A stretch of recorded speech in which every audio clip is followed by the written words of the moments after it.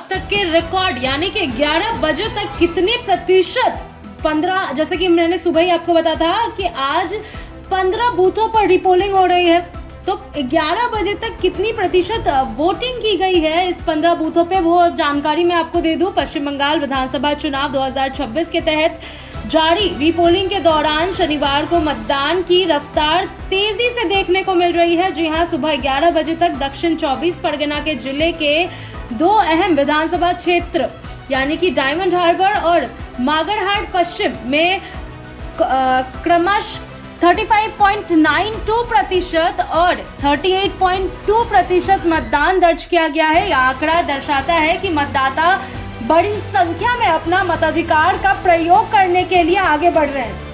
तो वहीं खासकर उन क्षेत्रों में जहां पहले चरण में अनियमितताओं की शिकायतें सामने आई थी, इन दोनों विधानसभा क्षेत्रों में कुल 15 मतदान केंद्रों पर दोबारा मतदान कराया जा रहा है, जहां 29 अप्रैल को हुए मतदान को इलेक्शन कमीशन ऑफ इंडिया यानी कि ईसीआई ने रद्द कर दिया था। आयोग ने यह फैसला इलेक्ट्रॉनिक वोटिंग मशीन यानी कि ईवीएम से छेड़छाड़ और अन्य चुनावी गड़बड़ियों की शिकायतों के आधार पर लिया था, जिससे चुनाव प्रक्रिया की निष्पक्षता पर सवाल उठ रहे थे। तो वहीं जाकर मगरहाट पश्चिम विधानसभा क्षेत्र में 11 बूथों पर और डायमंड हार्बर में 4 बूथों पर रिपोलिंग जारी है।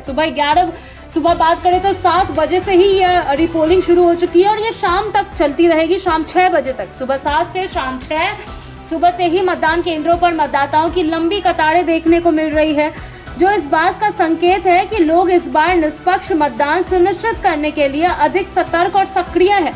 प्रशासन ने भी मतदान प्रक्रिया की सुचारू और पारदर्शिता बनाए रखने के लिए व्यापक इंतजाम किए हैं।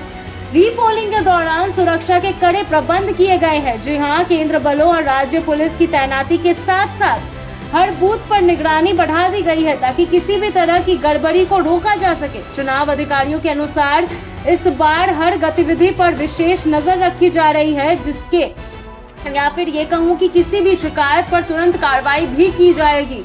यह रीपोलिंग ऐसे समय में हो रही है जब राज्य की राजनीति पहले से ही गरमाई हुई है। भारतीय जनता पार्टी यानी बीजेपी और ऑल इंडिया तृणमूल कांग्रेस यानी टीएमसी के बीच आरोप प्रत्यारोप का दौरा जारी ही है। ये हम आरोप प्रत्यारोप का दौरा शुरुआती एसआईआर प्रक्रिया से लेकर आज जब दूसरी पोलिंग चल रही है, इस वक्त ये आरोप प्रत्यारोप दोनों पार्टियों के बीच में चलती ही आ रही है।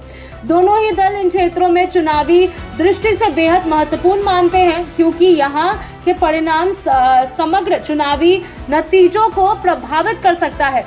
मतदान का प्रतिशत इस बार का संकेत देता है कि मतदाता इस बार किसी भी तरह की गड़बड़ी के खिलाफ अपनी भूमिका निभाने के लिए पूरी तरह तैयार है। पहले चरण में सामने आई शिकायतों के बाद लोगों में जागरूकता बढ़ी और वे निष्पक्ष चुनाव सुनिश्चित करने के लिए अधिक उत्साह के साथ मतदान कर रहे हैं। अब सभी की नजर शाम तक होने वाले कुल मतदान प्रतिशत की ओर देखने को मिलेगा।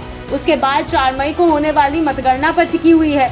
यह स्पष्ट है कि रीपोलिंग बूथ का परिणाम न केवल स्थानीय स्तर पर बल्कि पूरे राज्य की राजनीतिक समीकरण को प्रभावित कर सकता है, जिससे इन सीटों का महत्व और भी अधिक बढ़ जाएगा।